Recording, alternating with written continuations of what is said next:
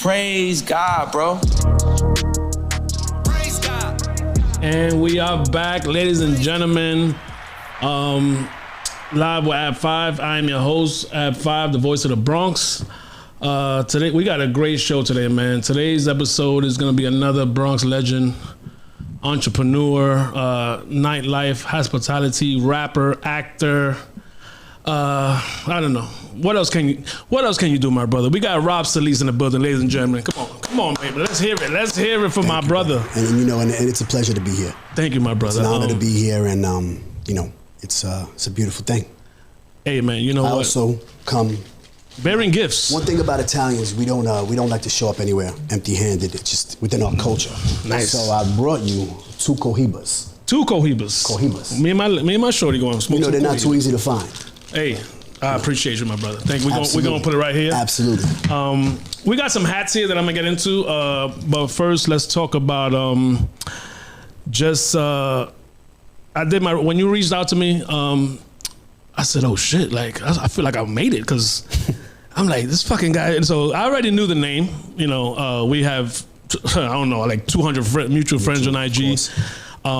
You know, we never crossed paths. I don't know how. You know, but once I hit up my boy L, I hit up my girl Chini, I hit up. Shout to L. I'm like, yo, man, who's this guy? Oh, he used to do this, he used to run this. I'm like, yo, you know, he wants to sit down with me. And one of my friends was like, bro, you made it. You know, he was just saying, bro, you getting people's attention. Absolutely, you absolutely are. You're out here. I'm out here, baby, and that was my intention. You know, it's moving fast, my brother. I did 3 interviews this week. It's a beautiful thing. So I got 3 bullets. I got 3 bombs in the chamber coming. I already released one, which is a mutual your brother that I didn't see. And his interview, I realized that Team Hut, you the capo. Absolutely. Did not know this, sir. Absolutely. Let's just get right into that. You know, I was gonna ask you later on, but let's just go with that. Let's start off with that, and then we get back to my. That's family. I mean, Vic and I have, we have a long-standing relationship. You know, I consider him an extended brother. I go back to the days of his father. You know, when Vic Senior had the shop and it was much smaller. Vic Junior. Vic Junior. Correct. I learned that. The hard way. There's 4. Yeah. There's 4. But you know, just a gentleman, and even his brother Rico, who owns the barbershop next door. You know, I go back a long way with these guys, and Vic and I have always shared the passion. As much as we're both businessmen in our own rights, we share the passion of music. And so we were able to come together and do some pretty great things, I think, for the Bronx. We had the whole I'm So BX movement. We put together a lot of mixtapes. Yeah, he mentioned that. Yeah, it was a great thing because, you know, it gave opportunity to Bronx artists that weren't being heard to be on the same tape with Bronx artists that were out there. Because, you know, in this business, a lot of times people are not as quick to give a unknown or unsigned artist a listen. Yeah. But if you kind of merge them within, you know, an album or a mixtape where there are talents and songs that people do know, they'll give it a try. And then we raised a lot of visibility. We did the Freestyle Fridays. We had the interview with, I want to say, I don't know if it was it This Is 50 or it was one of those big, you know, bigger online presences. They came in, they interviewed us. The only issue was, you know, it's just everybody's got their own thing going on. So keeping the consistency together when you have Vic who does what he does, myself who does what I do, you know, it gets a little bit difficult at times just keeping things together. But we also did a record. We put out Got Too Much, which featured a lot of Bronx talents, David Bars, myself, AB. What else did we have on that record? D.Y. the Don, young man from Freeman Block, Yab Osama. Yeah, that's my son-in-law. So check that out. I was telling Vic. El Guapo. So, you know, we kind of put together a bunch of talent all on one record. My man Globetrotter, who killed the hook. My man Suits, who produced it, who's basically done production. Oh, no, so you guys are doing there's some real shit going on here. Absolutely. You know, the one thing about me is, humbly, is if I'm going to do something, I want to make sure that it's done right. From its inception to its finalization, I want to make sure that everything is done properly. I don't want anyone to be able to look at it and say, cheesy shit. They half-assed that. Because I know with the way I look at things, I can kind of tell if something was either rushed or if time was put into it. If you're gonna put your brand on it and your name on it, you want to make sure it's right. And I'm gonna tell you something, bro. That's one thing I realized about you, because the first time we met, you were humble, cool enough to invite me to your birthday party. Absolutely, which I appreciate you coming to. Well, I had to, bro. I am. This is all new to me. You know what I'm saying? For someone to and it could have been you. It could have been Larry, the barber. It could have been whoever. If someone is reaching out to me and wants to work with me, I gotta show love, and that was me showing love back to you. Let's give love to Lefty, because at your party within 5 minutes, I went with Elliot and Lefty. That one right here we there. go. Whitetail. Lefty was kind enough to give me a whitetail hat, which is awesome. I wore it twice already. Shout out to the Whitetail family. Shout out to Lefty. Actually, today's Lefty's birthday, so happy birthday, Lefty. Yo, you can't make this shit up, bro. Yeah, happy birthday, Left. Happy birthday, my brother. And his wifey and I go back a really long time. Miss Holly. Lovely woman, and we actually celebrate our birthdays together every year with both cancers. But Lefty, I've been a supporter of his movement. I noticed she had her own side of the section. Absolutely, that's dope, and everybody kind of knows each other, and everyone kind of gets down with each other. So it's a beautiful thing, to have us all together in the room. Yeah, the first hat was the Team Hut hat that they gave me the last episode. But you know what? We're gonna bring it back. BX versus everybody. Absolutely, all day. We kind of went to the music right away, but let's bring it back to Born and Raised, baby. Let's start it the way I always started. Born and Raised, Bronx, New York, in Allerton Avenue, Laconia Avenue, baby. I was raised on Laconia Avenue, right off of Allerton.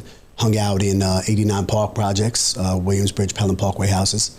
And the beauty about my life in the way I see it is I was blessed to have 2 educations. I went to Fordham Prep for high school, very, upper end bougie high school. I was there on a scholarship. My parents were, we're lower to middle class people, grinding. And my mother and father, not by any means. But get into the bag. Get into the bag. Hard workers. Hard workers. There you go. So I always say, we didn't have everything we want, but we had everything we needed to a degree. Gotcha. There were tough times, like anything else, like most families go through. But we were, they were able to put me in there. But then I get out of school, and I go to the projects, and that's where I'm hanging out. So I'm with this certain type of individuals during the day, these upper echelon. But you're going home, and then I'm going back to the hood. I'm in the projects with my, But that's where you live. My suit jacket on. Absolutely. Yeah, so I'm just trying to make sure that the people don't think that, I'm going to go 10 blocks up to be in the hood. No, you had to go home. I lived, absolutely. So I grew up on Allerton, Laconia, and Pelham Parkway houses are maybe, 5-6 blocks away. And that's where my people hung out. Okay. That's where my crew was. So, between, you had you had probably 30, 40 Italians hanging out in the projects. Then you had the Black and Spanish crew on the other side of the projects, but everyone coexisted. And I feel like that played a major part in where I started to get into things musically, because I was always a fan of hip hop culture. Like, I'm not your typical Italian kid that, was a big freestyle head or was into Metallica. I heard Fear of a Black Planet by Public Enemy, which would be the extreme opposite of my personal lifestyle. Just a young Italian kid listening to Fear of a Black Planet. Yeah. And I fell in love with it, all of it. From the beats to the lyrics, just this world engulfed me, and I was like, I love this. So my connection to the African American and Latino kids was instant, But obviously, I am an Italian kid, so those were the guys I looked like. But the stuff that I loved was being done by the African American and the Latinos. So it's a paradox. But it was very interesting. 2 educations, baby. Absolutely, and I think everyone needs that. Yeah, of course. What was your relationship with your parents? Great, amazing. Great. My mother, siblings, is my best friend to this day. My father and I have a great rapport. I have a sister. She has 2 children. I look at them like my children. So just you and her? A daughter. Yeah. Oh, dope. And we're all very close. I mean, I gave her a very tough time growing up because I was the bigger brother. From the neighborhood. Who the hell is that? Who's that guy? Who's that guy? I could tell you stories, man. I never seen her, but I'm just gonna assume she's cute. She's my sister. She's What's her name? Noelle. Shout out to Noelle. Noelle, yes. Peace, sis. And my brother-in-law, who's Albanian, which at first was not something that, at that time, they're going back there together about 20 years, I would think. Italians stuck with the Italians, Albanians stuck with the Albanians. Oh yeah, that was the thing. So it was, at first it was a little bit of like a, he's Albanian. How about your parents? How they feel about it? Same thing Same first. thing, right? And then we got to know him, and my brother-in-law is one of my closest friends. Just a great guy, you know, stand-up guy, came from the street, but, you know, became a family man, and they're in Turks and Caicos right now, you know, Damn. enjoying life, living life, reaping the fruits of their labor. So just beautiful people. I was blessed with that, and I was blessed with good friends. I mean, I got into a whole lot of shit when I was young. I put my mother and father through a lot of things. I was really outside. You know, I was outside before they called it outside. Yeah. You know, I was outside. I was constantly fighting, constantly in trouble because of the group that I hung out with. You know, we were a wild bunch of white boys. We were going to clubs and tearing shit up, and everywhere we went, it was a problem. You know, we were notorious to a degree. But y'all was getting fucked with, or you just? We just had that attitude about us, like Fuck everybody. We're here. You know, we're here. We're here. Yeah, exactly. And that you know, turns that with liquor could turn into well, whatever. there you go. You know, absolutely. And back then, it's interesting because, you know, so the Italian kids from different neighborhoods didn't get along. So like the Italians from my side and the Italians from Morris Park didn't get along. The Italians from my side and the Italians from Throggs Neck didn't get along. The Italians from my side and the Italians from Pelham Bay didn't get along. How is that a thing? So isn't it like a we stick together thing or no? You know, it really wasn't. And it's funny because now, as years progressed, I became friends with a lot of these guys, very dear friends, close friends with a lot of these guys from these neighborhoods. These are some of my closest friends to this day. But at that time, I guess it was like, you know, I mean, we've all seen the movies. What was it? Outsiders or the Wanderers or the Warriors. That type of shit. You know, you have like your area and you want to be the quote unquote, you know, toughest crew around. Yeah. And so, you know, I moved with a bunch of guys that were, you know, that were really on that type of time. Yeah. And, you know, definitely had a lot of really interesting stories and experiences. And then, like I said, then I'm going to prep school. So I'm carrying this mentality into prep school. So I was a terror. Probably fighting. I mean, because they soft. These, not all of them, but some know, of them are soft. Respectfully, you know, these kids were terrified. Most of these kids, like I would clear the hallway when I walked the hallway.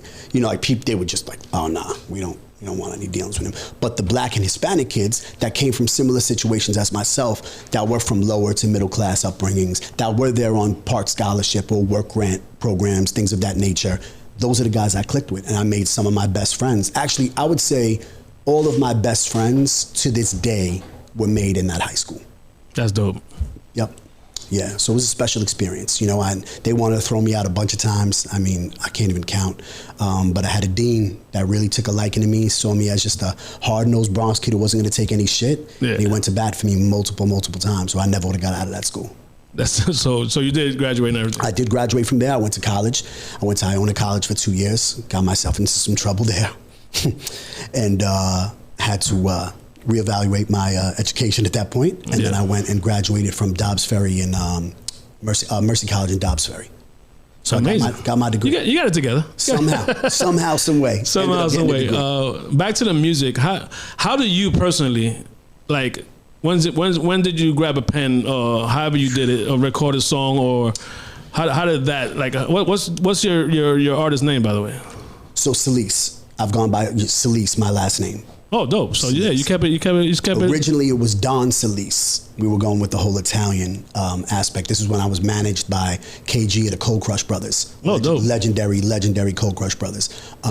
He gave me that name, Don Salese. He's like, you're the Don. You're going to be the Don of this rap thing. Yeah. You know, and we did some great things together. He had me on national television, battling guys from all over the country. I was actually the Freestyle Friday champ on the Metro channel when that was around. Had me performing at Webster Hall in the basement. I mean, I'm talking about literally the only white boy in that whole entire room, packed with 1,000 people. How many only white boy situations? Oh, I mean, you know, this was a time when white boys were, they may have been doing their thing. You know, white guys obviously been rapping forever, but number one, I'm Italian, which is a little bit different than being a typical white boy, in my opinion. Yeah. And then in addition to that, I mean, this was like the pre-Eminem era. You know, so Eminem doesn't exist yet. Eminem was already hot. Oh, okay. On the underground. He was already smoking, but he hadn't reached the levels of mass success. Okay. That came right around the time that I was really, really going hard with it.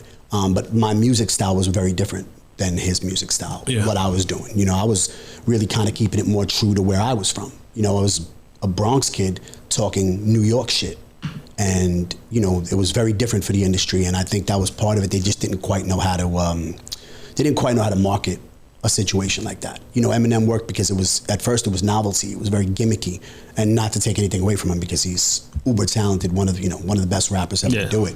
But my approach was different. They weren't used to seeing a white kid talking street shit. So it was interesting. They were trying to put me on rock and roll beats, you know, to kind of do that Kid Rock, Limp Bizkit type thing. So you were a project for real. Absolutely. They didn't know what the fuck to do. Absolutely. And I was very, I was young and I was hard headed. So I just was not. Now I would probably have a more open minded, and even years later. But at that particular time, I'm hard headed. These have labels interested in me, and I have a legend managing me. So I'm kind of feeling like, nah, I'm doing it my way. And I should have probably been a bit more open-minded, but everything happens for a reason. So maybe I didn't get to the level I was supposed to get at then, because maybe my life would have took a different trajectory, and maybe I would have made some really bad mistakes because I would have had all this power and possibly money at a time when I wasn't able to handle it. 20, 21 years old. No, it's a fact. How many nice good ratchet spots you performed in? You told me a story about Roomba. Tell me that one. Roomba was crazy. So they had an open mic night. Tremont and Webster. Absolutely. What was that? The old something? That was Ness, was it? No. What was it? That wasn't Happy Land, right? That wasn't. No. That wasn't. I think it was Devil. I'm not sure if it was Devil's Nest. Might have been the Devil's Nest. It might have been. I mean, that was before. Probably a little before our time. Yeah. But they had an open mic night, and my manager had hit me up. And he was like, you're going to come pull up and, you're going to perform. You got to show these dudes what time it is and what you're doing. So, me, I'm like, yeah, let's go. And I walked in and literally it was just like, I had, I've been around hood situations, already, but this was hood. This was hood. And so I got up there and I performed and I did my thing. I feel like I was met with, I think at first people were kind of like, why are we doing this? What is this guy up here? And I didn't look like I did now. No facial hair, had the spiky hair, at that time with the bandana on, really that clear Jersey Shore white boy look, that Italian kid look. Yeah. And so, I rocked out, and as I came off the stage, people were dapping me up. But, it was a few people that kind of had that the fuck out of here, that face, you know what I'm saying? Like, you don't belong, you don't belong in here. You a visitor, So we get outside, and, I'm feeling energy, if you've ever performed or you've ever been on stage, I don't do drugs, but the only thing I could equate it to is being on drugs. The adrenaline rush is just it's a high that you hit, especially when it's a successful performance. And so we come outside and we're walking towards the car, and there's this really, one thing I've always had an affinity for is Latin women. Yeah. I love my Latin women. So I'm walking to the car, and there's some girl, and she's looking at me, and I'm kind of like looking at her. I'm like, oh, this is different than the girls that are in my neighborhood. I like this. And all of a sudden, a bottle comes flying down. I'm assuming it was homeboy must have been on the roof, looking down, watching her. I don't know exactly what was going on, but a bottle comes crashing down. And I'm like, what the fuck? And I'm looking over at my man. I'm like, yo, where'd that come from? And I see homegirl's face, so I'm assuming she already knew what time it was. And all of a sudden, dude comes, maybe 45 seconds later, dude comes storming out of the building. Yo, you trying to talk to my girl? Yo, you know where you at? Blah, blah, blah. And so, me, the instinct just came out. I just hooked off on him. We just started, going back and forth, and we fighting, and, eventually it got broken up. My guy gets in the middle, and, and I'm just like, yo, this is, what did I even do? You know what I'm saying? Yeah. And we get in the car, and he's like, welcome to hip hop. He's like, welcome to hip hop. He's like, this is what it's going to be. He's like, this ain't going to be an easy road. If you really love this shit, this is what it is. This is what comes with it. Yeah, hip hop culture is different. Fights, all that dumb shit. Absolutely. How far exactly did you take it as far as videos, albums? I think about as far as someone could take it that didn't actually pop. Yeah, I mean, I put out five albums. I've been featured on probably well over 100. Oh, so this ain't no bullshit. Tapes. Oh no, not at all. This is what I was doing. Probably 40 plus music videos. I've had records played on 105.1, Hot 97. I have had singles rock across the nation. I've had music played in Italy. In rotation. So I've definitely. I've been there. I've been right at the door. I probably as close as you can get to being on without being on. I was in the room. I was in the room a lot of times. And it was It just, I guess, for whatever reasons, it wasn't meant to happen. We were there though. We were there. So I took this very seriously. I still do, not in a sense of pursuing a record deal or trying to get on, but the culture and the love of hip hop, I still take that very seriously. So I still do write, and I still do put out my occasional records and, enjoy it and do it for the love. I'm not ready for golf and bowling yet. So, I'm still gonna do the music. But yeah, we were there. We were there. I had a really big record with Ron Browse. It was called Rocky Balboa, and I remember one day I got a phone call and they're like, "Yo, turn the radio on," and I'm turning the radio on, and DJ Self is playing the record. And this is not payola, not to put anybody's business out there of what they do or what they were doing at that time. Yeah. But this wasn't about $1. This wasn't about nothing. This was him genuinely playing the record and just rocking with it, and that's rare because everybody was basically getting paid to play. And we knew we had one, and we did. And the video did numbers, world star. I mean, we did hundreds of thousands of views. And, having Ron Browse on the record obviously helped out. We shot a phenomenal video. And, we were definitely buzzing. And then when you sit down with the people that can actually make things happen, you start to see how much things actually cost. To facilitate an artist in the capacity of getting them out there in a major way, it's extremely expensive. It's a very, very, very costly thing. When you're really trying to break a record internationally, we're not talking about just the Bronx or New York or even just the tri-state, but when you're talking globally, what it takes, it's a lot. And, I obviously didn't have that type of money and the type of people that I could have went to for that money, because there were people that believed. Believe me, there was a lot of people that were very interested in funding, my career. But I'm just not a guy that likes to owe people, and it just wasn't in me to do that. I didn't know how to be the artist. I was the guy that wrote, recorded, sat there during the mix down, make sure the cover CD was good, looked at the final cut of the video. I always had more of a business mind. So if I would have probably allowed myself to be more of just an artist and not so much of a guy that needed to have his hands in every aspect of it, things might have went differently. But again, one door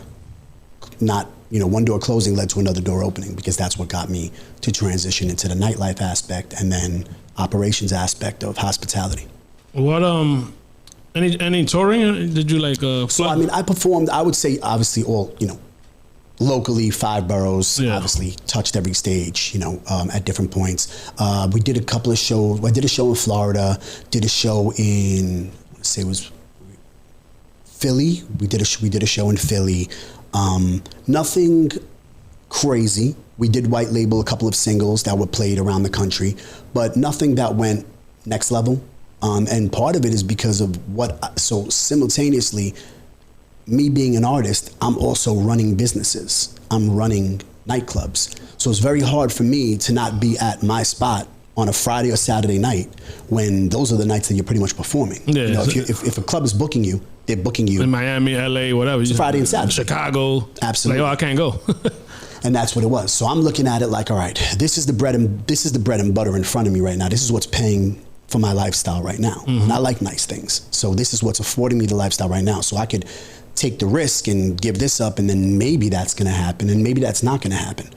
So, some could say I played it safe. I feel like I just played it a little more smart, because I also know the reality of making it, quote unquote, making it in the music industry. The percentages are very, very low. And it's not a talent thing. A lot of times it's just what the industry is looking for at that particular moment, what they want at that particular moment, and a little bit of luck. It's definitely a little bit of luck involved. No, I always said that, because I grew up in 90s era. I believe, not lucky, I believe that Nas came and just at a perfect time, because we needed that. You know what I'm saying?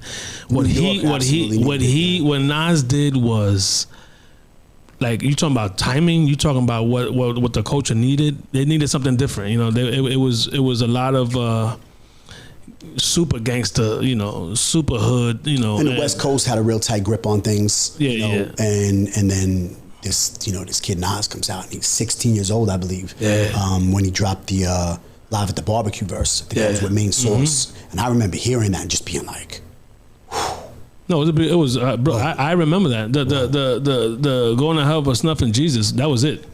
That everybody was like, "Who's that?" Absolutely. And I don't know if you know, they just actually they just nominated his album as the greatest hip hop album of all time. They did some sort of. I saw the clip on TikTok or something. So they said the greatest hip hop album of all time. Yes, I'm with it, bro. It's arguably there. I mean, I'm a big Jay fan. I'm a big Biggie fan. So I think that there's a lot of music that is arguably top 5, top 10 albums of all time. But I don't have any issue with that being, if it was number 1 album. I mean, clearly it was way ahead of its time. Groundbreaking music. No, it was amazing.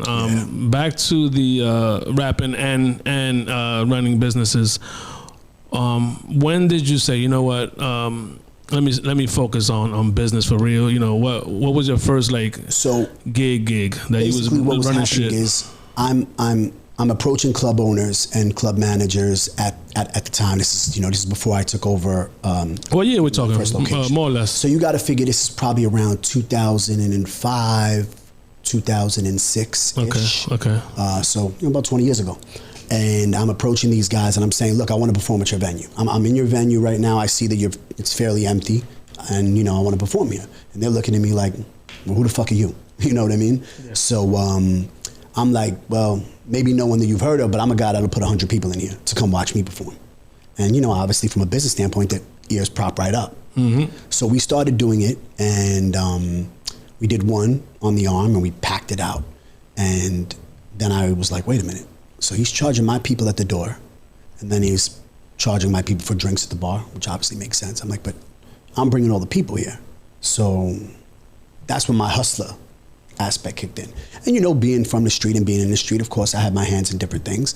And so, if you're a hustler with anything. You could sell, water to a whale, mm-hmm. And that's the mentality I've always had. So now I'm like, okay, well, listen, how about we keep the door and you keep your bar?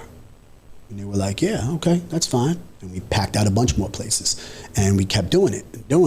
And so I had an uncle, dear family friend, one of my mentors, who came to me and was like, you're making all this money for these guys. What if we open the place for you? And I was like, yeah, So he was like, okay, I'm going to do it. And he did. So we opened up the Gallery Lounge. The Gallery Lounge was located on 138th and Bruckner Boulevard, Sobro area, as they were calling it at that time. Yeah. This is 2000. We started going into renovation in 2007. We opened in 2008. And it was a beautiful, beautiful establishment. We were down there ahead of our time. Basically, that area was starting to build up, kind of where it is now. You see how it's kind of growing. Oh, that shit is yes. the lofts. So we were down there in 2008. So just to give you an idea of how it was factories. It was McDonald's and factories. That's it. And it was about to. If you remember 2008, we hit a recession. There was a financial recession. So everyone that was building down there, they stayed time out. Now my uncle had just put $800,000 into a nightclub. So now it's like, oh, well, you better make this shit work. Yeah. And we did. We had a phenomenal run. Nightclubs. The run of nightclubs is not. It can be very short-lived. It can be, some of them get have the blessing of being long-lived, but most of them are not. As you see, you say 3 years. You say 3 2 years if you're lucky. Yeah. We had I want to say a 4.5 year, almost 5 year run. We did some really special things down there. We were the first people to really put, in my opinion, probably one of the most beautiful clubs at that particular time that the Bronx had seen. Because this was not a dive bar by any means. This was, I'm talking a high end, from the music system to the lighting system. We were the first ones that had actually the video DJing where you could hear the song and then actually see the. I like when they do that. Yeah, so this is we're doing this in 2008. Mm-hmm. So we were way ahead of the curve. We had a sushi chef. This is the South Bronx. We were really trying to give people an elevated experience like Dumbo, Williamsburg, Long Island City eventually, what they were kind of doing. We were in that was our frame of mind. And, of course, your friends are going to come for a little while. You're going to get support from your friends, but you can't run a business on your friends. Anyone who thinks they can is dreaming. You have to be able to build enough of a clientele to go much further than just your friends. And so we did. We had a really nice run. And then my uncle wanted out of the business because he was focused on other endeavors. And so it was sold over and became Club Miami. And the individual that took Club Miami over wanted me there. Part of the deal was like, all right, well, I'll take this venue, but he has to stay on as a managing partner and, you know, operations. And so I did. And what we did with Club Miami was, in my opinion, was really, really special because we brought a lot of celebrities to that area. You know, I had Cardi B hosting for us for $250 in a bottle. You know, like, this is how grassroots it was. Like, we were down there when she was just up and coming. I mean, and now she's one of the biggest female stars in the world. You know what I mean? So we were down there with these people that were all coming up, and we didn't know. You know, no one knows who's going to be the next person. You know, and she was exactly who she is then. That's the person that you see. She has that same demeanor. She always had that very special thing about her, that it factor. And then, you know, we had Ice-T and Coco. We brought Jim Jones down there. We brought Joel Santana down there. We had French down there. We had Chinks Drugs, rest in peace. You know, all the DJs. I mean, a lot of these guys that are huge in the Heights, the Pro Styles, the Flip Stars, you know, a lot of these guys were with us. And we made, you know, while the Heights was doing this regularly, it was normal in the Heights, but in the Bronx, that wasn't happening. Oh, no. You know, really, the Bronx had its Bronx places, you know, local people, local stuff. And so that's why, you know, it was a proud achievement. It took a lot of work. And eventually, the owner brought in another partner on his side of things, and things kind of just fizzled out and fell apart. And it was sold, became another venue. I parted ways from there. And then I came up to Tremont. Took over Vapor Lounge. Shout outs to Toby, Havana Cafe, and at the time Vapor Lounge. He basically was like, "I love what you do, giving you you know, here's the keys." He was I met him. That's great guy. I'm doing a lot of now on my little run that I'm making. I'm in the right rooms. I'm shaking hands. You know, absolutely. I met Toby. Yeah, he's love him to death. He's a personality. You know, and a lot of people will think or say whatever they feel, but to me, one of the best guys I know.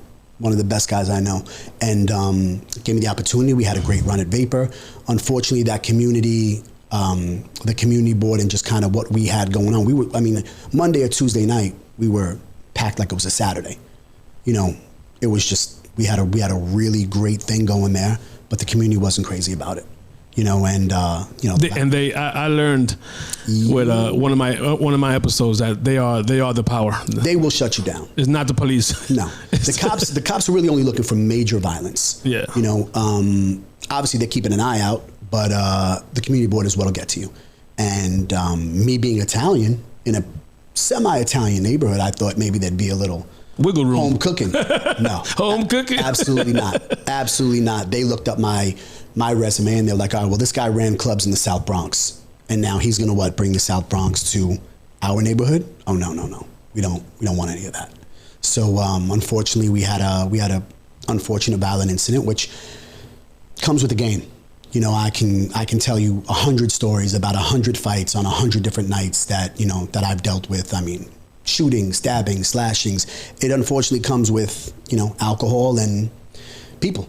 So, you know, they just weren't tolerant of it there. And then I was at a crossroad and I wanted to see, you know, what's next. And, you know, I kind of, you know, I had my daughter at this time, and, you know, me being out there as a GM or an operations guy, physically brawling with these guys is just not where I wanted to continue being. That's a good point. Let's hit that real quick. As an owner, you are the bouncer as well. I mean, if you give a shit about your place, yeah. If you give a shit about your team, absolutely. You know what I mean? These guys. If you about that life, you're gonna scuffle too. 100%. If not, you're gonna be in the office with the cameras. And trust me, there are a lot of guys that hide. You know, we you know, I'm not gonna say any names, but there are guys that are gonna lock their door and hide in their office. I've never been that guy, and you could ask anyone that I've worked with. I was always frontline because, you know, these people, you're with them more than your own family half the time. Yep. So these people become your family. It's like 60 what? What are your hours? 60, 70 hours a week? I mean, you know, you're never off. You might not be there physically, but you're getting phone calls, you're placing orders, you're preparing the you know, the entertainment for the weekend to come or the month to come. So you're always locked in. You're always locked in. Absolutely. And so you get very close with these people, and you're not going to allow anybody to come into your home and disrespect it, right? So it's the same thing. This is your home. So, I mean, you know, the situation's escalated, and as much as, you know, you can try to talk reasonably to people, I'm sober. I don't drink, I don't smoke, I don't do drugs. It's probably one of the reasons why I've been able to be humbly successful in this business. But when you're speaking to a person who's intoxicated and inebriated, and you're coming from a completely sober standpoint, your rationale and their rationale are not going to match up because they're not hearing themselves the way you're hearing them. And so, things happen. And I've been blessed to be able to get out of a lot of close call situations fairly unscathed. But I made some great friends along the way, because that bond, it solidifies you with people. When guys like your security team or your staff see you going out for them, or, your bartenders, somebody comes in and they're overly disrespectful to a bartender, and you're like, yo, listen, that shit ain't flying. I don't care how many bottles you bought. I don't care who your cousin is or who your mother is or who your brother is. You're not talking to our people like that. And if you don't like it, respectfully, get the fuck out. When you have that mentality, your team's going to go hard for you, as they should, because they know you have their back, and then in return, they have your back. So that's the way I always took things. No, I love it. So let's continue. So the Vapor, the community board, they. So okay, how does that work? Because I know I was with a friend of mine the other day, and she was telling me, I'll call you later. I gotta. I forgot what. No, it was a guy. I'm sorry. He was like, we got to go meet with the community board. I'll call you back. And it was like, Monday, 11 o'clock in the morning, something. Absolutely. So they summon you. So it's like it's almost like a sit down. It's almost like the mob. Is they once a week or? Well, it really depends. Look, if you can manage to stay under the radar, then you really won't have many problems. But if you have a place that's popping, and that's busy, we're gonna have problems are gonna come because you're busy. And so it's a trickle-down effect. The community complains, and the community board is there to mediate between the community and the business. 911 calls. 311 calls. 311, 911. All that kind of stuff that, that communities just I heard bottles flying. I heard gunshots. I heard fighting. Music. I heard, there were people parked in their car in front of my house doing whatever they were doing. The double parking, blocking the bus. Blocking streets. And now, people pay good money to live in the area. You're talking about $600,000, $700,000 houses. So I can understand where it comes from. I'm not completely, like, oh, well, these people are just complaining to complain. I get it. You own a home. You care for it. You want to make sure that you're in a neighborhood that is, conducive to what you're paying. Nobody wants to hear music till 7 o'clock in the morning, like we were speaking about earlier. Mm-hmm. But at the same time, from the business owner's standpoint, there's only so much we can control. As the business manager, the business operator, we can only control but so much. Once people are outside and they're in the street, what can we do? You want us to go up to cars and, hey, you got to move your car. Hey, you got to pull out of that spot because the owner of that house wants to spot. There's a line that we just, it comes to a point where people are just. And like, is that a real conversation that you've have had? Oh, absolutely. I've had to go outside and tell people to lower their music because I know that it's vibrating. It's 1:30, 2 o'clock in the morning on a Tuesday night. Could you please take it down? Or if people are hanging out and it's really. See, my first venue was in a very isolated area. If 138th and Bruckner, there's no one really living there. Now there is. But at that time that wasn't. So that wasn't so much of an issue until the Clock Tower building started getting filled up. Yeah. Because people were paying really good money to live there. Because remember, the commute to Manhattan is right there. The bridge is right there. So you started getting the yuppies moving in, and they're paying good money, and they weren't crazy about it. But with Vapor, yes. We would get people because there was houses behind that block. Okay. People that lived upstairs, or then right around the block, people are going to their cars and then they're smoking.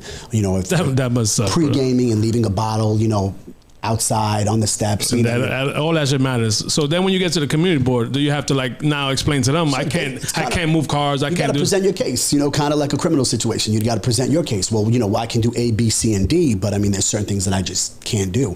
And the truth of the matter is when you become a constant topic of conversation, that's when... You know what it reminds me of? It reminds me of school. If the principal knows your name, it's bad. Then you're in trouble. And the principal always knew my name. So, you were used to this shit already. Absolutely. And there's people, you're looking in these community board chats because you want to be aware of what people are saying, And I'm looking at these chats and I'm being named personally. Well, Rob Salese brought up all these people from the South Bronx, and that wasn't necessarily the case. They were people of color, but we're in the Bronx. Where do you think we are? This is what you're going to see. You're going to see Hispanic, African American, Italian, Albanian, Irish. But we do live in a world that there are stereotypes and racism does exist. And I do think that played a certain part, because there's other bars that have the same type of incidents, and I'm not here to name names and get any other bars jammed up, but you know, they'll have their fights and their problems, but their clientele is different, and they don't get the same heat. They just don't get the same heat, and I witnessed it personally.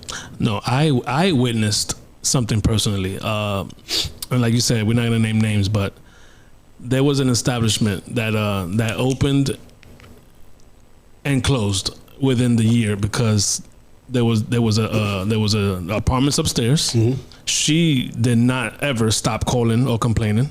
That's it. There were issues, there were fights, and that place is closed now. Yep. You know what I'm saying?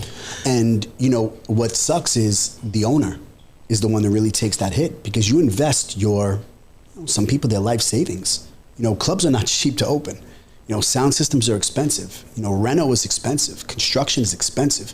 So, you know, you have someone that delved into their personal savings to create something, to have somebody else tell them that it's over. And it's rough. It's a big risk. It's a big gamble. Damn. So wait a minute. Hold up. Now I just felt that. Yeah. So you're telling me, right? I got whatever, family money. I hit the lotto, whatever. Who gives a shit? Nice spot, nothing too crazy, right? I'm buying it from. I'm not building it. I'm buying it from another owner. Let's say I invest. Let's say, give me a number, 50,000. Is that cool? I mean, 50,000. No, 50 to buy it, but now I gotta knock all his old shit out. Right. I mean, 50 low end, yes. And now you got to make the place look like yours. Now that's 50. Your place. So now that's another 50, maybe. Oh, you're going higher than that. Yeah, you're looking at, to put together a really, in my opinion, a place that is going to be of.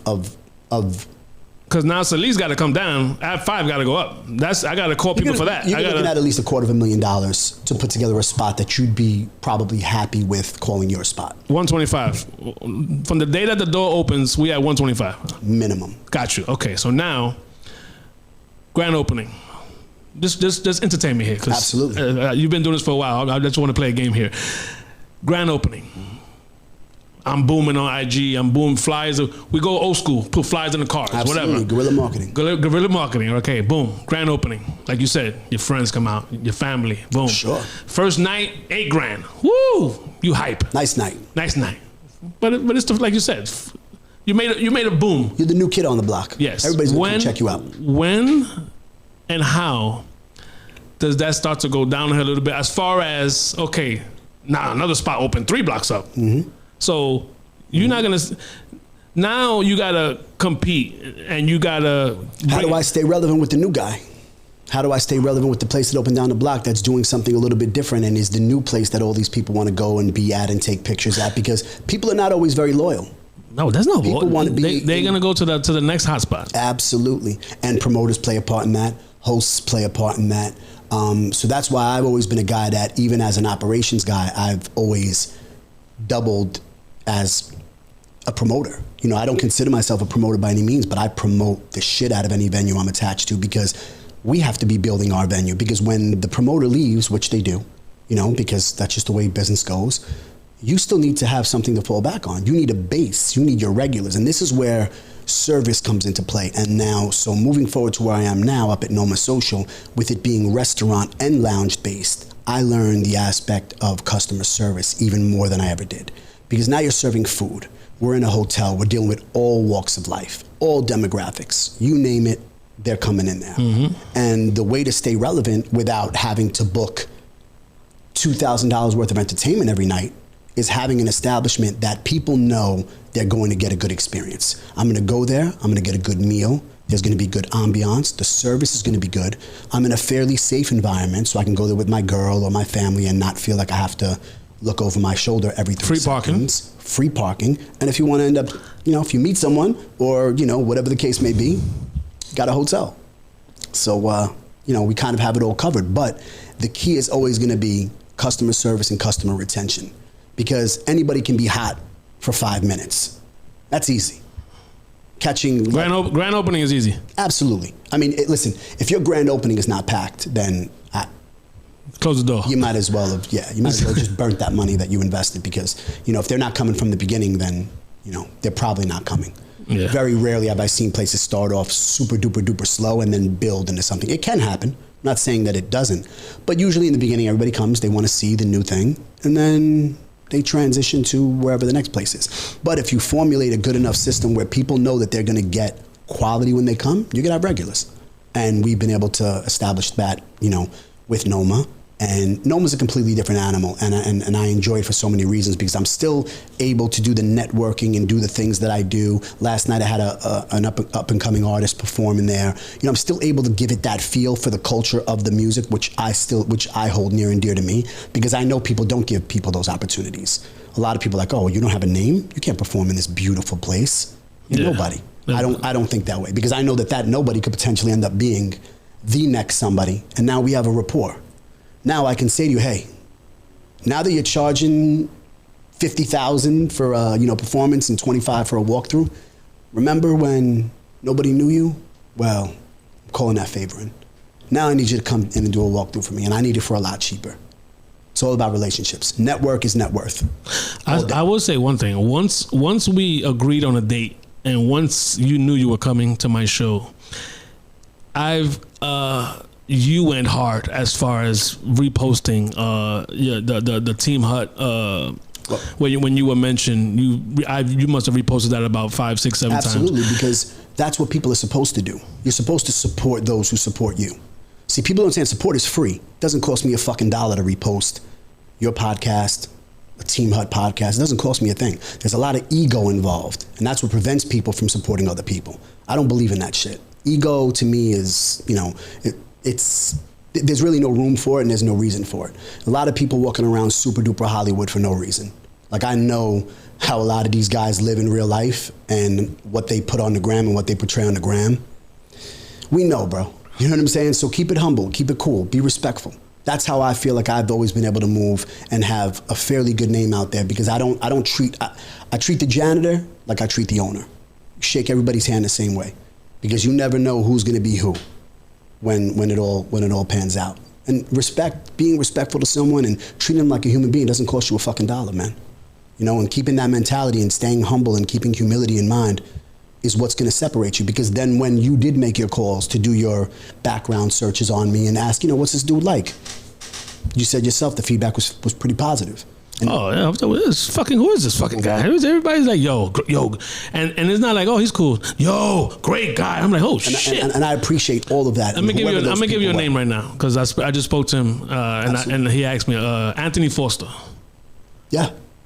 My Absolutely. brother. That is my brother. Absolutely. Like, that is my brother. He said something to his cousin. He was married to somebody. I don't remember. Yeah. There was a connection through. I'm trying to remember who the connection was through. I think it might have been a cousin or something. But I know Anthony and good people. Nah, yeah, we may not see each other regularly, softball legend, or talk regularly, but the love is there. Yeah, Bronx River. He's from Bronx When it's River. like that, when there's just genuine love, when you see someone and you haven't seen them, and then you could see them again, and just it picks up right where it is. That's when you know it's real. I don't got to play a role. You don't got to play a role. We can just be who we are. It should be organic. And that's where a lot of people fuck up in this business. They get hot and they start treating people a little bit differently, and they start acting a little bit differently, and and you become a target that way. Yeah. You become a walking target.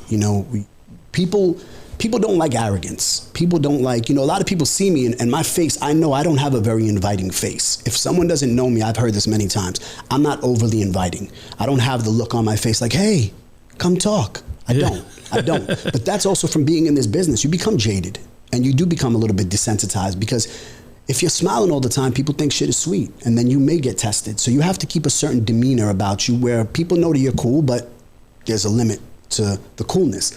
But once we break bread, and once we're in each other's circle and we get to really sit down and talk, then you see exactly who I am and what I stand for, family, nah, bro, I'm gonna say loyalty. One thing. You without even knowing me, bro, and you just a person of your just your level, and I don't know if you know it, but you saying it here, 15, 20 years of hustling, you were doing that both at one point. And bro, I just started this. I'm talking about this studio in April. I was doing it on IG Live, but when I finally said, it's time to fucking put your fucking boots on and deal with cameras and deal with the engineer, shout out to Heck. It's just, this is different, you know what I'm saying? Completely This is my 8th show, you know what I'm saying? And And you're moving. And I'm moving. And I can tell you that you're moving because I'm out here. No, but that's my point. That what did you see to like, yo, I want to fuck with this kid? Because you don't seem like I want to fuck with a. No, I'm not. I'll be honest, and I say this humbly, because I don't want to be misconstrued in any way, shape, or form. I don't just rock with anybody. I don't just fuck with anybody. I always have been very reserved, even in females. I'm very selective in who I deal with because, I feel like it's... No, you're not a savage? Quality. No, I mean, those days have passed. I was, for sure. For sure. I mean, being in hospitality for all these years, it's... You see you see 8s and 9s a lot, and you're like, wait a minute, I'm not going to go back to that 5. It's kind of hard. It's kind of hard. I feel you. But the thing is, what I saw was, number one, the people that you were around and being co-signed by guys like Elliot. See, a guy like Elliot, even though Elliot and I have not worked together per se on many things, I respect the way he moves because every time you see him, he's got a smile, he's got a handshake, and he doesn't brag and he doesn't run around talking about his wins. He's just a humble guy, and that's why he gets the love he gets. And I feel you are who you hang out with to a degree. Like there's an old Italian saying, and probably in many cultures, show me who you are, show me who your friends are, and I'll show you who you are. Oh, that's 1,000%. And that's the grandma shit right there. That was what I noticed. I noticed the people you're around, and then I'm watching the interview because like I said, I like to see what people are doing, and it was very organic. It was very natural. It was very free. I've done a lot of these, especially as an artist. I mean, I can't even count the amount of podcasts, radio interviews, and because before podcasts, what was it? Radio interviews, radio station, online radio. Online radio was the thing. Shout out to Nightline Radio and In the Mix Radio, and I mean there was High 97 or whatever. Many. Yeah, you got to go. And a lot of the times, everything's contrived, and almost people are. What I've noticed is me being Italian, and being a hip hop artist, and then having affiliations to nightclubs. Everybody wants to go into what's the mafia like?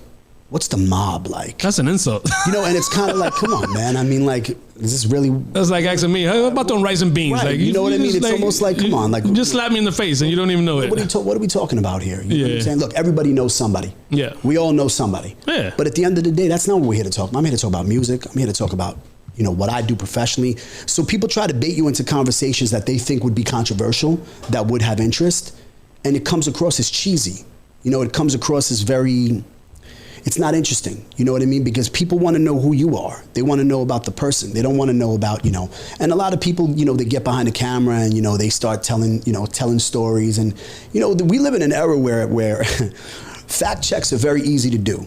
So, don't talk about things and don't speak on things that you really didn't do, that you really weren't around, because somebody's going to check you for it. And that was one thing I learned about the hip hop game. When I was making records, obviously with my first manager, he's like, look, you're Italian and you're white by sight. You're a white boy, and if you're going to talk about this in your music, you better understand that you're going to be, they're going to approach you on this. You're going to have to be this guy. So just know that, and that's why I always feel like I made music that delved into things that I've seen, because we've all had our hands in things, growing up, and just. It is what it is. But at the same time, I never made my entire catalog about that. I try to make songs for the girls, for the clubs, deep music. I wanted to show layers. And that's who I am as a person. I can speak on a lot of different things because I've seen a lot of different things. I've been blessed to be around a lot of different people, and like they say, if you're the smartest person in the room, you're in the wrong room. And I've been in a lot of rooms where there have been some pretty brilliant people, and I've been able to absorb and learn and take and put my spin on things. And, now we move into where I'm currently at, which is acting. And if you said to me, Salese, you're gonna act, I would laugh. I'd be like a joke. It's not even something that was ever even wouldn't even be in my mind. But the opportunity came about. And shout out to Alex Hugo, the director of 2 films. Well, one, Bully, the Rico Story, which is available now, Amazon Prime. It's on Tubi. It's it's on a bunch of different streaming platforms. But now Big Italy, which is the main focus, which we just wrapped as far as filming. It's in the editing process, and it's something special. You got that trailer out there. You sent me the trailer. I appreciate that. The trailer's out. The feedback has been overwhelming. I have a lot of people reaching out to me. that want me to now appear, want me to come on their show and kind of talk about what we're doing and what the film's about. And I would have never thought that was going to be a world I would be into. I'm not an actor by trade. I'm not someone that went to acting school or any of that. But I've been in front of microphones. I've been in front of cameras. I've performed I performed in Times Square, 50,000 people, blocks shut down, So for me, I'm comfortable in that. I'm comfortable in the arena of having people, watching me do what I do. And, but I never would have thought acting would have been a thing that would have came out of it. And apparently, humbly speaking, I'm apparently pretty decent at it, So, Alex came to me and I played a character, the same character in his film. And he was like, oh, so this is a part 2 or not really? So not a part 2, but what it did, it kind of spun off of what the last movie did. So my character was introduced in Bully the Rico story. Got you. Okay. This basically came, that side of it. His feedback from people that watched the film were like, we want more of that. We want more of that guy and his crew. That guy Sal Ricciano, we want to hear about him. That's a movie. And he approached me with it. At first I was like, really? And he was like, yeah. And he showed me. So you went from what, 5 minutes, 5-10 minutes? The first one I had a pretty good amount in. I want to say I was in the film for about maybe a quarter of the film. Okay. My character was in, but this is you. This is front line. This is starring. This is knowing lines. This is showing emotion. This is not just walking into a room, with guns and just boom, boom, boom, boom, boom. This was actually you really had to get into the character. And the character that I play is he's a very complex guy. He's very complicated. And he's a father. And he's trying to be a great father, but he's in this world where he's constantly pulled into the underworld, illegal, murder, extortion, things of that nature. But he wants out. He wants to be a good man. He does. And I feel people can relate to that because a lot of us get caught up in circumstances that we don't necessarily want to be involved with, but we don't really have a choice. We have to survive. It's fight or flight. We got to fight, obviously. So I think that I think people are going to be interested because when they think of Italian-based films, and this is not an Italian mob film per se. There are obviously pieces of that in the film, but this is not what the entire film is about. The film has a lot more to it. It's a love story. It's a story about a father. It's a story about loyalty. It's it has a lot of layers to it. But when you think of the classic mob films, quote unquote, the Goodfellas, the Godfather, Casino, you have the Italians and they're the big heavy set guys with the hair slicked back and it is a certain look that they have. This doesn't have that. We have pieces of that for the old timers in the film that play that part. But this is today. This is the 2024 Italian and his crew. Yeah. And I don't think we've really seen a lot of that. We haven't really seen much of that. So if I had to equate it, I would say, people say, well, what's the film like?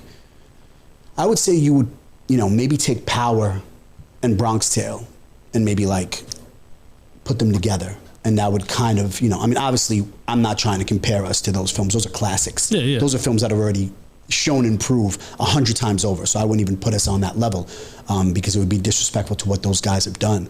But I feel like that's if you're into that, then you'll be into what we have. No, the trailer looks crazy. Thank you. Shouts to Alex Hugo and the whole production team, Carlos Slusher, Franklin Grant. These guys were really, it was a real set. How long were you, well, I've seen the behind the scenes as well. We filmed, I want to say, it was about 50 days on set. That's a lot. It's a lot of time for guys that are doing this as a, I was about to ask you, were you still at Noma? Absolutely. That's crazy. You got to find time, so it's a lot. That's crazy. It's a lot of long days and nights, because I work. So this is my bread and butter. So I can't necessarily take off. So you came to another crossroad. 100%. 100%. And the same crossroad again. Sacrifices. But this time I was able to kind of make it work. And, and I'm a dad, so, spending time with my daughter is obviously, today's my day with her. So right after this, I go back to her and, and go right into dad life because balance is everything. I appreciate your time, brother. 100%. 100% appreciate yours. But to say this in a sense that, balance is the key to everything. Balance is what's going to get you to where you need to be and where you want to be. But a man who doesn't spend time with a family, with his family is not a man. So you have to make sure that you balance that part in. And I'm very family oriented. That's a very big thing for me. And they're in the film. I got my daughter plays a role in the film, very small role. My nephew plays a very small role in the film, and which was one of the most special parts to me about the film. But we're really hoping that we have something here, and I think we do. Hey, you know what? If you got the experience, bro, and that's forget. It's hard to even how do you even? Okay, let's go back to the music. You did 5 albums, right? Let's say your first to your 5th, whatever. Worked with a lot of talent, a lot of talented artists. Fred the God, rest in peace. But you don't know, rest in peace, Fred the God. I mean, A Mafia, Anika. Who haven't I worked with? Tony Knoxburg. But the point, I worked with tons of talent. But think about this. That's a project. Oh yeah, you have to see it. And once you hit that button, you don't know if it's gonna blow or not. You don't. This is the same thing. You don't. The movies are the same thing. Absolutely. So I noticed a couple of familiar faces in the project. Absolutely. What are some of your co-stars? So we do have Craig Thomas Ravella, who was in The Making of the Mob, which was on A&E. He's done a lot of TV work. We have Melanie Cruz, who Cheek Lady Melanie. She's fucking hilarious. She's in the film. Did a great job. You didn't get chicken there? She's talking shit. Didn't work out that way. No. I'm pretty sure. Melanie, if you didn't think about this, make this skit. Babe, they called me for a movie and they didn't call you. You can have that one for free. Cause they petty like that. They go back and forth. But Shouts to Mike Success for linking that up. That's my guy for years. He manages them. What's his name? Mike Success. No, gotcha. Great dude. And this all ties in also because there's a lot of history behind all of this. So me being an Italian hip hop artist, there were others. So I don't want to come in here and act like I was the only one that ever did this. My guy G Fella, the Shark from Morris Park. These were guys that were really in the game. They were actually prior to me being in there. G Fella had 2 major record deals. The Shark was the first Italian gangster rapper you heard on K Slay. I mean, he was on back in the day, Stretch and Bobito. We're talking Hot 97 back then. This guy had a record on radio. So, these were the guys that I kind of looked at and was like, wow, these are Italian guys that look and smell like me that are doing this. And now these are my brothers, and we've made plenty of music together. But I met Mike Success through G Fella because they had the TV show at the time called It's a G Thing. It was on Fuse TV. And, so I've been in, like I said, it's always been right here. We've always been around, right on the door, knocking right on the door of the big time. And, like I said, music business is a difficult game. But bringing that back to where we're at now, it was relationships that helped us put this film together. If you were a douchebag, this won't be happening, bro. I don't think so. I think people would have been like, well, I'm not looking to help him out. Shout out to Olivia's. I called up LB and Nell and I said, yo, listen, we need a scene where the cops all gather to have a after work drink, cop bar. No doubt. What day you need it? What time you need it? Get the fuck out of here. Like this. So a lot of situations happened like that. A lot of situations. Dope. Oh, they're great people. Beautiful people. And, a lot of situations. So I'm going to recognize Olivia's when yeah, you'll see a scene, absolutely. That they were in. They, that was... When's the premiere? Scene. So, the editing process, that's the stuff that's out of my hands. That's the technical stuff. But we are in editing. And I'm hoping that the film should be done in its completion by probably October-ish. And we'll be releasing a few more trailers before that. Did you talk? The first one you didn't talk. The second trailer I do, okay. But they kind of wanted to keep it that way. They kind of mysterious. Exactly. Hell yeah, you got me. The element of mystique. You kind of want to see, well, what's this guy going to be like? Yeah. This Italian guy, but he's got the bald head and the beard and the glasses that doesn't look like an Italian guy, but when he talks, you can tell he's an Italian guy. And it was just, I think it's going to put a different spin on things, kind of change the stereotype and the narrative of what the Italian actors look and sound like, Yeah, because you think about Sopranos, you think... And in my opinion, probably the best show of all time. And James Gandolfini, probably the best character actor ever in the history of TV shows. But it's not that. It's definitely not that. I mean, nothing will ever be that. But that's the first thing that comes to your mind. Absolutely. I would say Sopranos, Goodfellas is the stereotype. 100%. And not to throw shade at those actors, but maybe they ran out of actors that were playing those type of roles, because they're the same. If you look at Goodfellas and you look at Sopranos, I would say at least 5. I'm just gonna guess 5. At least 5 were in Goodfellas. It's very funny you say that. So I had a conversation with my man, Big Picture. He basically he's the senior A&R at World Star, big dog, World Star Hip Hop, and we were talking about the same thing. And he's like, the thing is, all those guys, they're now old, or some of them passed on, unfortunately. So there needs to be a new list of those guys that are going to play these roles. Who are those guys going to be? We're hoping that this is the new our class. guys can possibly be it, because Robert De Niro, and even though I don't agree with his political stances as far as his acting, and Al Pacino, and these guys that have done these amazing things, they're older guys now, so they're not going to be able to do these these roles anymore. So it's curious. I'm curious to see who's going to be that next wave of those type of characters. Those type of characters. And I mean, listen, I like I said, I will. And that applies to all of us, blacks, Puerto Ricans. Absolutely. There's got to be a new Denzel. Yep. There's got to be a new Samuel Jackson. There's got to be a new Morgan Freeman. I mean, it's very hard to be the next of those guys, because they are so amazing at their craft. And I would never put myself in that category, because, like I said, I'm not an actor by trade. But I do. One thing about me is, if I'm going to do something, I am going to delve into it. And I did study my craft. I watched a lot of, I just watched a lot of films, and I didn't watch the films from the standpoint of enjoyment. I watched the films from a standpoint of studying. It's like, all right, well, look at his disposition there. Look how his inflection changed. Have you watched a movie since you did this? Not the movie. Have you watched a regular Netflix movie? Absolutely. So now you look at it different, right? I see things. You're like, yo, from such a different standpoint. Look, making a song in a studio is a tedious thing. Yeah. Start to finish. Making a music video is also a tedious thing. It's a production. Let's do it again. But let's do it again. Yeah. This acting and the amount of time spent on a scene that's going to be in the film for about 45 seconds was mind-blowing to me. And there were days I'd be frustrated. 45 seconds? That's all. A scene that could probably take you 5 hours to shoot, maybe 30 seconds of the film. Get the fuck out of here. Absolutely. And that's probably me going low end, because we're an indie film.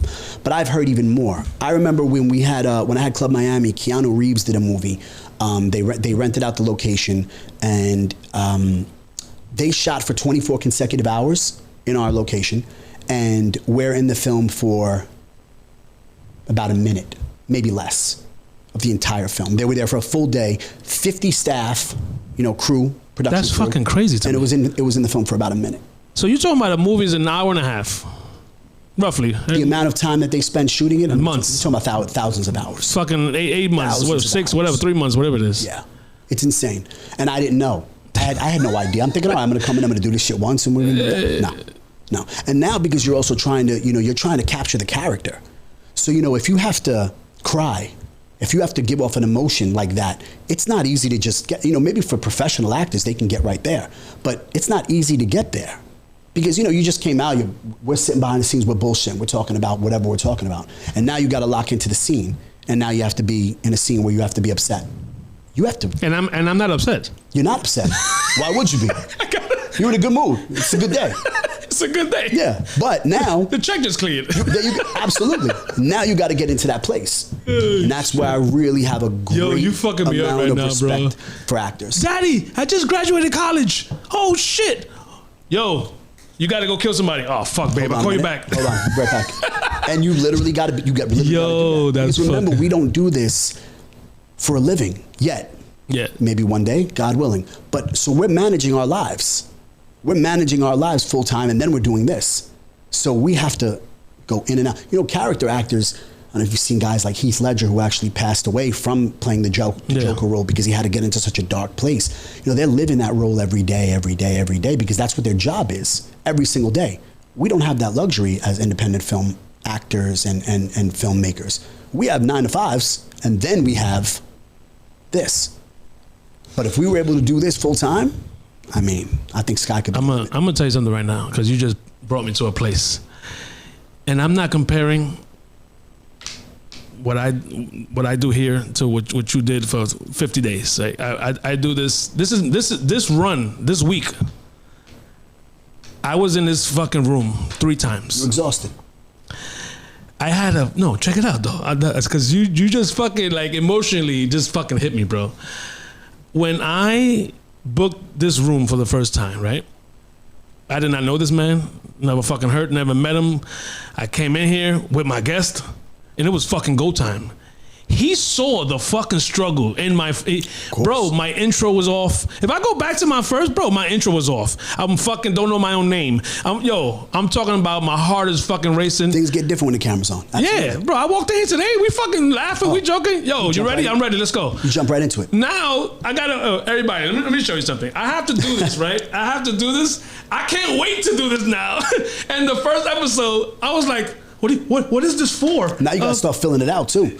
You gotta start writing it in on top. Yeah, we get into episode 20. So you talking to me about getting into fucking character, because to me this is not a character. I'm doing my thing. This but who you are. This is who I am. Absolutely. But and we're gonna get back to that because I kind of distracted you from telling me how dope I am. We're gonna get back to that. Thanks. No, I'm just fucking with you. But why you put your, you know what? Why you risk putting your brand on my brand? We're gonna call it that, right? But not yet.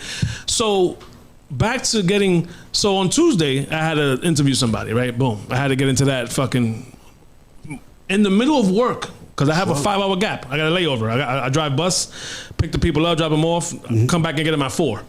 I call Heck, yo, can we do it at 12 or 11, whatever the fuck it was? Okay, cool. I'm at work. Hey, good morning. Hey, how are you? How was your weekend? Yeah. Blah, blah, blah. Okay. Gotta hope that the West Side Highway don't got fucking traffic. Oh, yeah. Because an accident was gonna throw off my whole timing, my whole interview. Thing. Yeah, because he's dependent on me. The guest is dependent on me, right? So now, boom. That's the only worry I had. Once I got into the Bronx, okay, I'm good. Now I get here, the guest comes, boom, I gotta get into my shit. We take pictures, boom, gone. What was it? Friday, another one. I had to do another interview. Same thing, but this is a group. Now I gotta deal with. My man was next to me. You saw the Vicks were there, and it's just boom. Now I stopped that.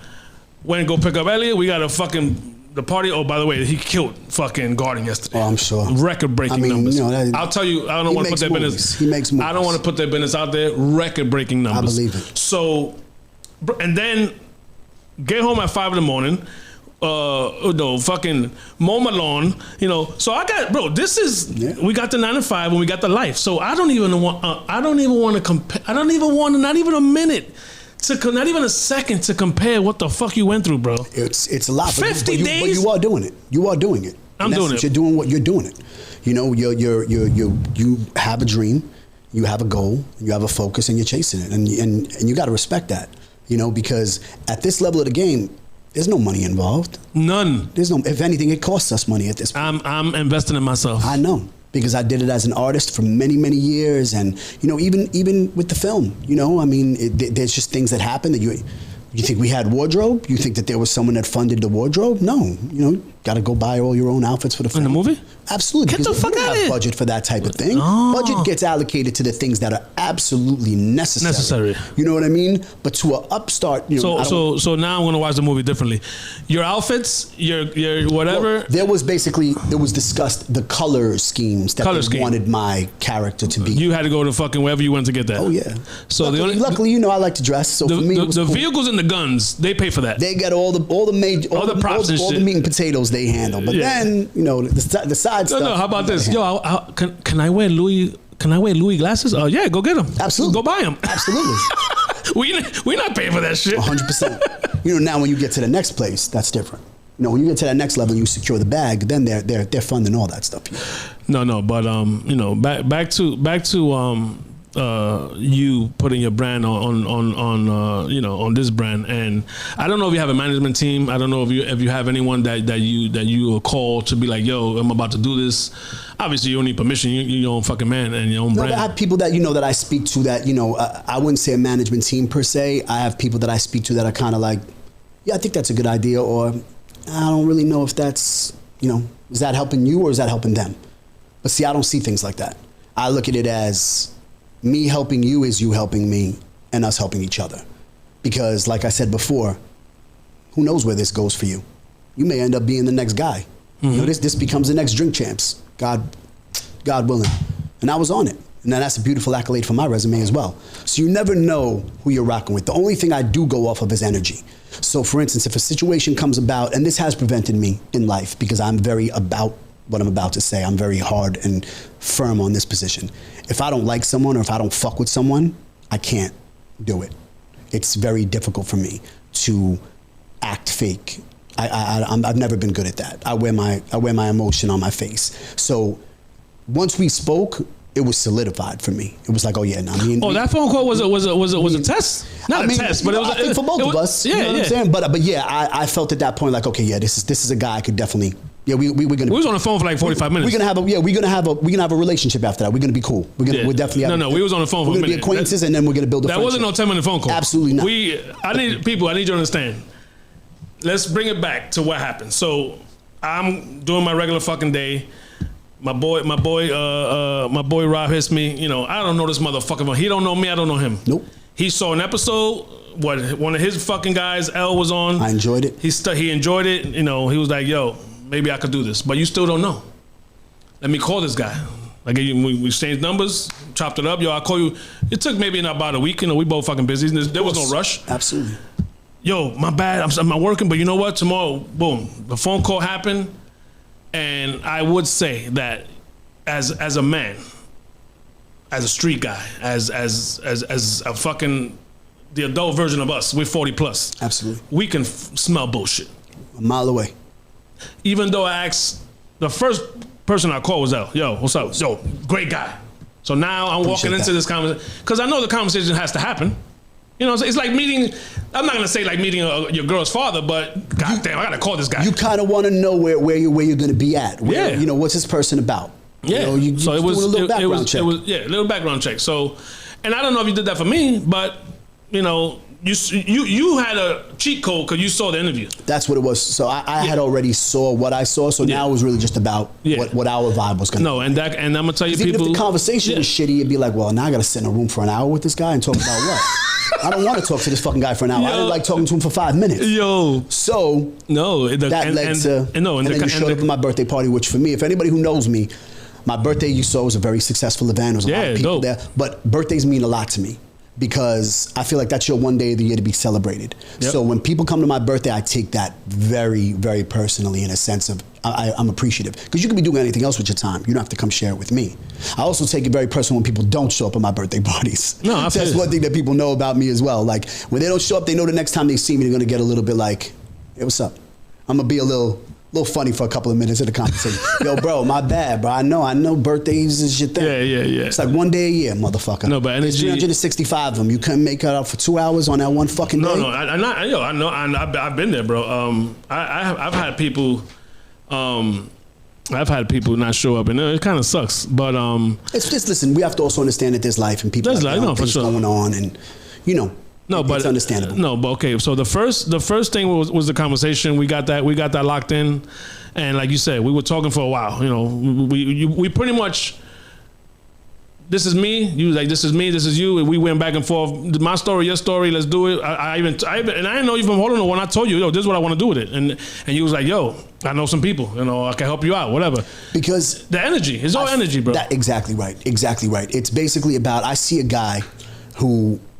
I know the situation. I know that you probably don't have a bag behind you or any funding behind you at all, or any sponsorship. I'm just outside looking in because I know the overall of it. Yeah. And I'm like, this is a guy who believes in what he's doing, and if I could help bring awareness to what he's doing, and he could also, because let's not disregard the fact that you also have your base, X amount of followers, X amount of subscribers. You're moving. Why would we not? Why would good people are supposed to connect with good people? That's one thing that I've always been, strong on.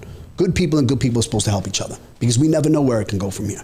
You never know what it can lead to, and that's what we're here for. And that's why I don't like egos. No, and I need an Italian in my corner. You know Absolutely. what I'm saying? I don't have no Italians in my corner. I only got one Italian now. So that's you. Here we go. You gotta have there gotta be the token white boy. Yeah. You got the token Italian guys. Yeah. That's even better. But but I definitely appreciate you, brother, because like you said, man, hey, it worked out because it worked out. Absolutely. You can't fake this shit. No, not at all. You can't fake a phone call, let alone fake a fucking sit down. especially for this is an hour. Yeah, and there's no pauses. There's no scenes. Like I said, I've done these, and sometimes you're kind of like, you know, the interviewer. You're sitting there and you're like, the fuck? Where do we leave? You gonna fucking ask me something, or like, what do we? You know, so when it flows like this. And it's just natural, and people can sense it. Yo, it's what I don't know what that shit is, though. I really don't know what that is, bro. Listen, yo, my mom is my biggest critic, right? You're a people person. Is that what it is? Clearly, you have a personality. People like talking to you. Yo, my mom's be like, "Oh my god!" In the beginning, the episode I'm talking about, the first one I did, she killed me.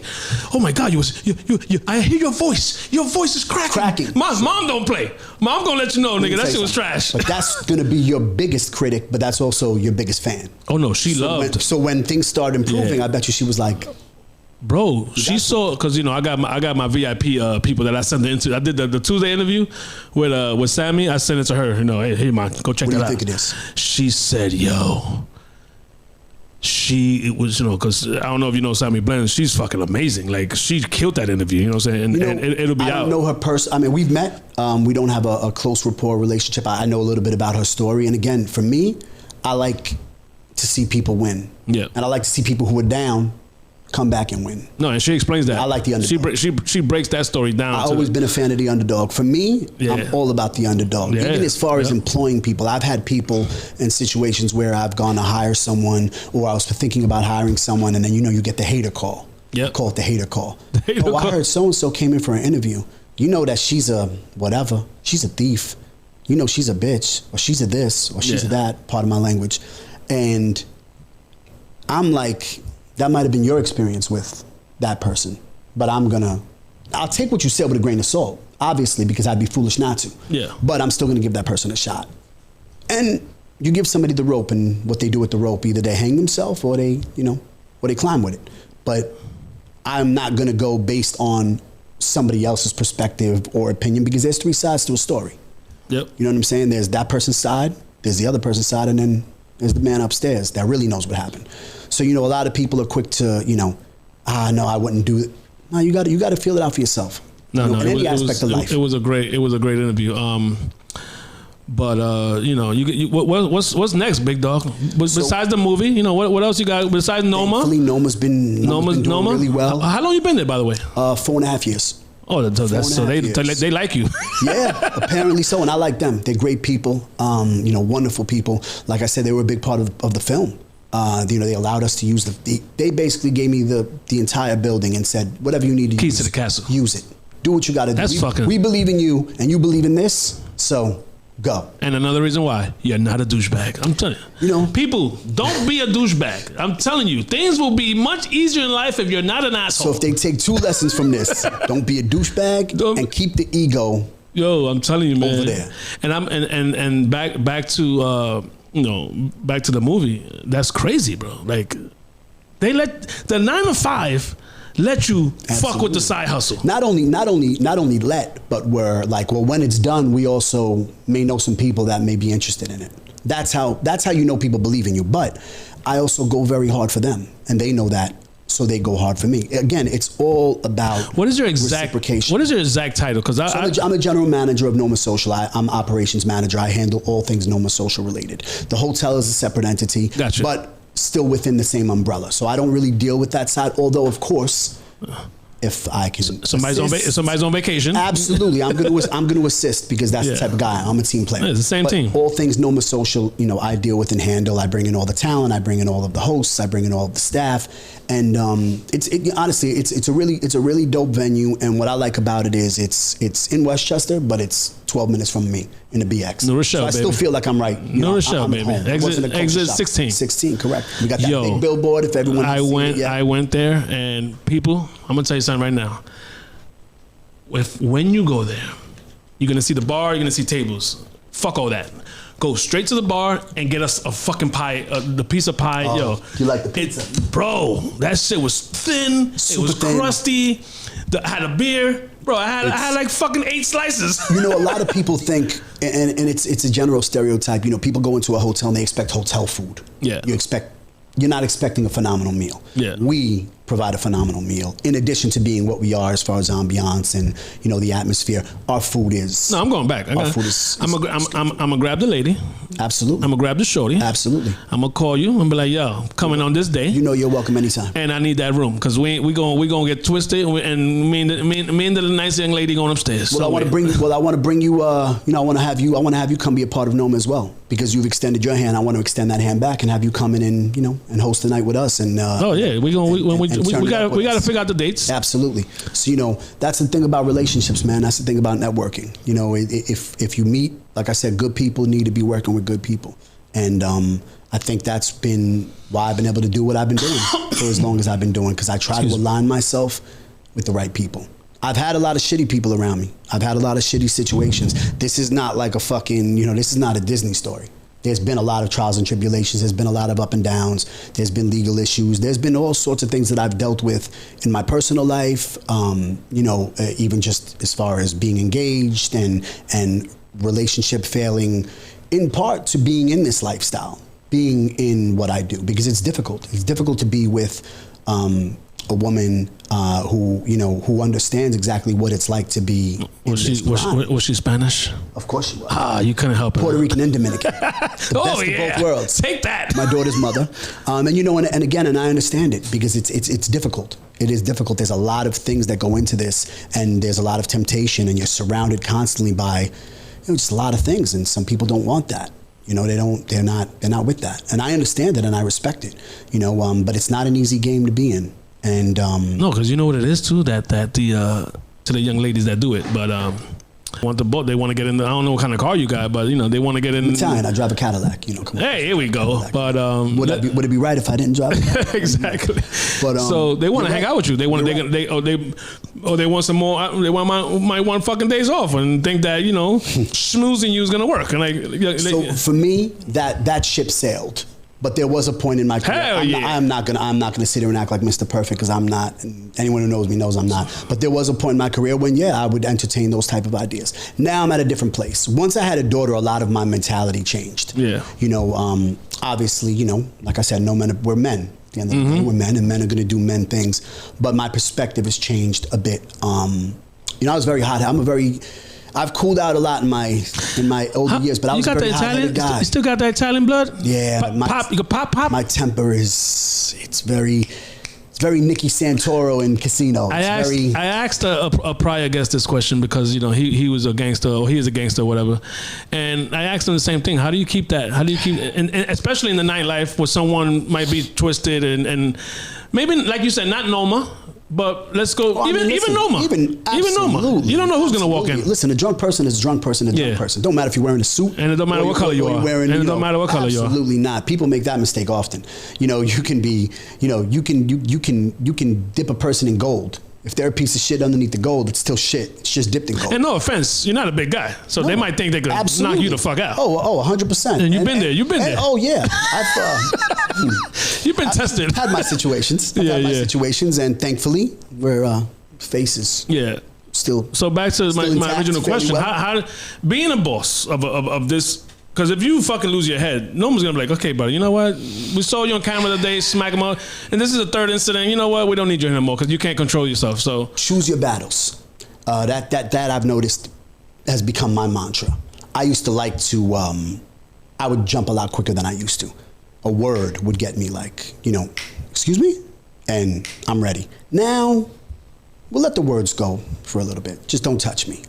If you touch me, then there's a different guy you're gonna bring out, you know. And big or not, I've seen the smallest guys put the biggest guys out because it's heart, you know, and it's knowing when to react and how to react. And one thing about me, when I feel that I am in a position that danger is approaching, I am more likely to be physical first. And that's been for 20 years, bro. Oh man, that's for 20 years. That's since I'm a kid. I've always been and I grew up in a crew where I wasn't even the toughest. Yeah. And I'll say that humbly. I eventually became one of the tougher as life progressed on. But I mean, I grew up around some real legitimate tough guys. But what I mean by 20 years, I'm talking about the nightlife, like absolutely on the clock, getting paid to do this. If I had to throw a number out, 40, maybe 50 let's say 40 low end physical altercations throughout my entire. Because if someone's hiring you to be the manager, they trust you. You have a reputation. You already handled 3 or 4 spots. You know, your resumes. You still got it.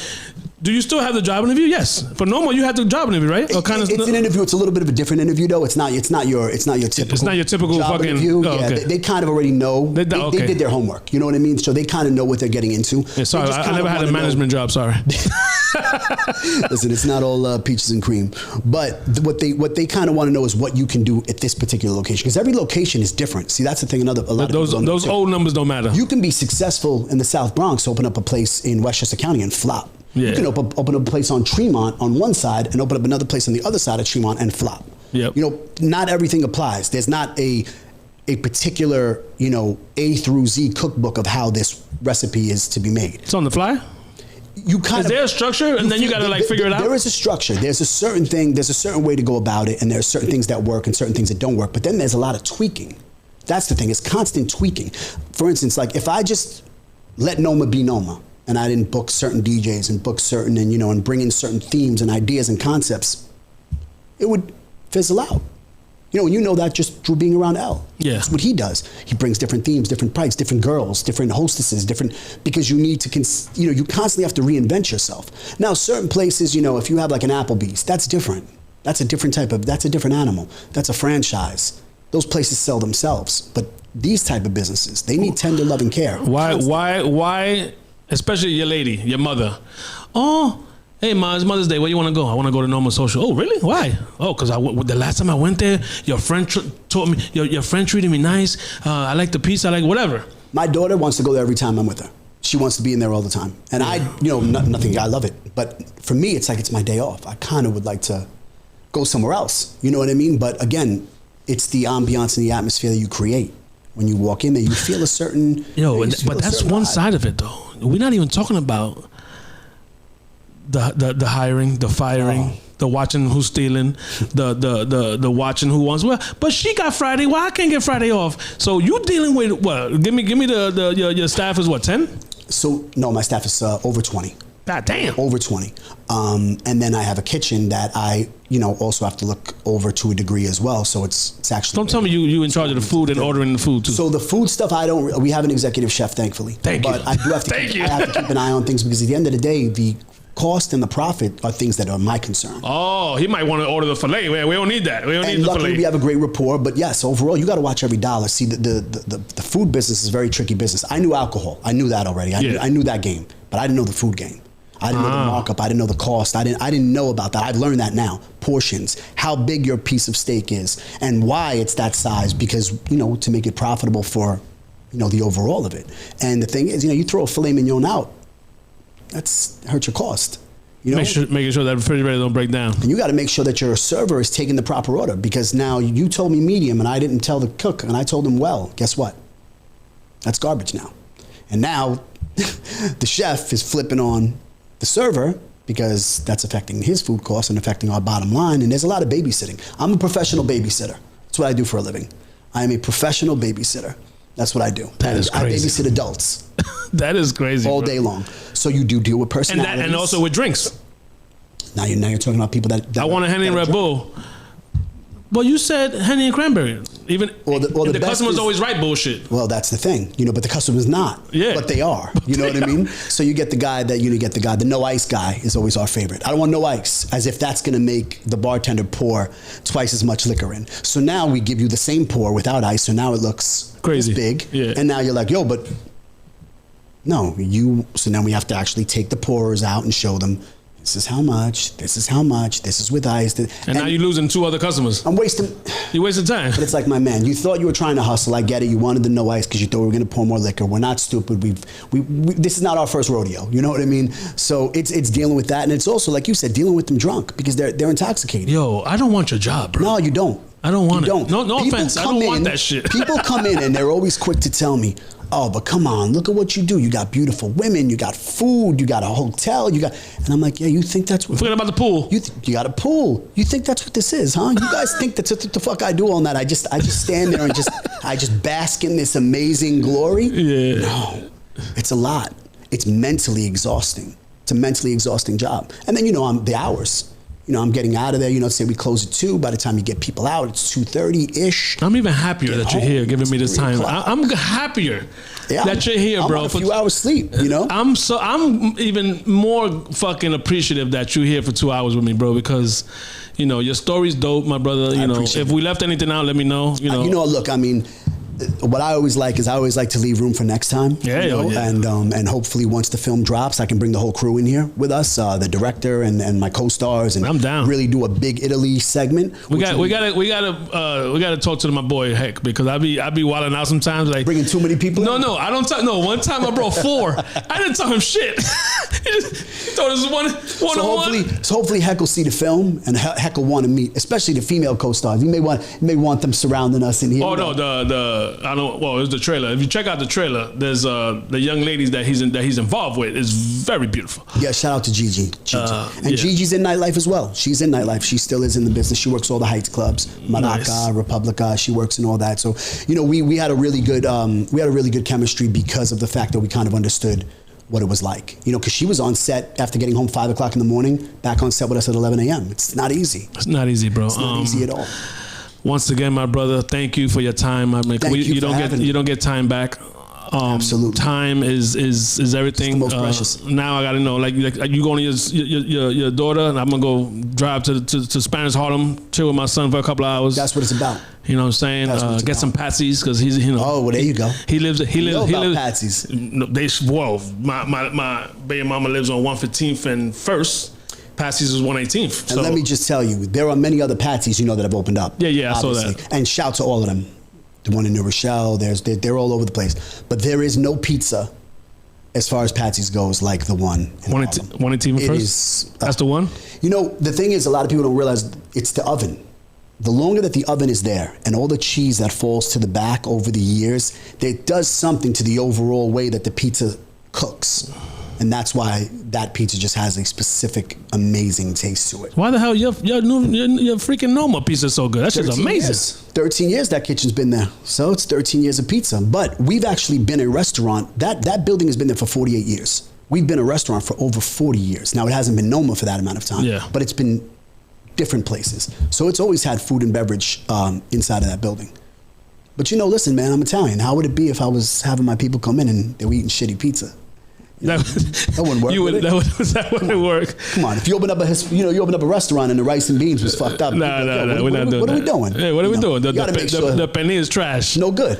But once again, because I could talk to this guy all fucking day. Yeah, absolutely. I could keep talking to him. And I feel like we only really tapped into just the external of things, but there's just stories that I can tell you. We would literally be here for hours. If I told you about all of the crazy nights and experiences and just things that I've gone through, from nightlife to music to now even film. I've lived a life. I definitely feel like I may not have traveled the world yet, but I definitely have lived a life. I've done things and I've experienced things that I know a lot of people just haven't. Even just the music aspect, people who I've met. And I'm not a name dropper, and we'll save that for the future. But it's been blessed. There's ups and downs with anything, but overall I feel blessed. And I feel there's a lot more, hopefully, God willing, a lot more to come. I think this film is going to open some new doors up. Ladies and gentlemen, Rob Salese, baby. Woo! Thank you for coming, my brother. Thank you for having me, brother. It was really an honor. It was a pleasure. Thank you, man. Thank you for enjoy those cohibas. Oh, for sure. It's the good stuff, as you deserve. People, he gave me matches. Absolutely. The only thing not in there is a cutter, so you will need a cutter. I'll figure it out. Don't worry. Get a cutter. I'm gonna get a butcher knife. You gotta send me a picture. You smoking them? No, I got a balcony. Okay, so there you go. I got a balcony. There you go. I'm calling the shorty over today. We going to the balcony. Nice little glass of scotch. With an overlooking view of the Bruckner. What is better than that? To look at our beautiful borough, because I don't give a fuck what anybody says. The Bronx is beautiful. BX, baby. The Bronx is beautiful. BX. I don't care where you go in the world.